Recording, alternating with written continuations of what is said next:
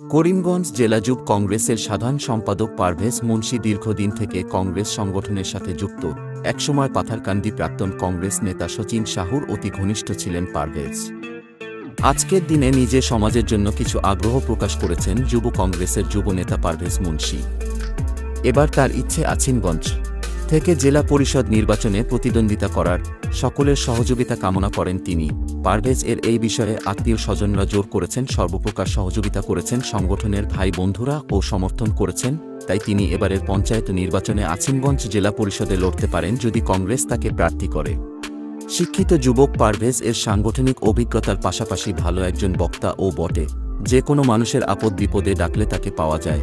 Corona মহামারী সহ বর্তমান বন্যা পরিস্থিতিতে ও ব্যাপক হারে মানুষের সাহায্য করে যাচ্ছেন যুবনেতা পারভেজ মুন্সী।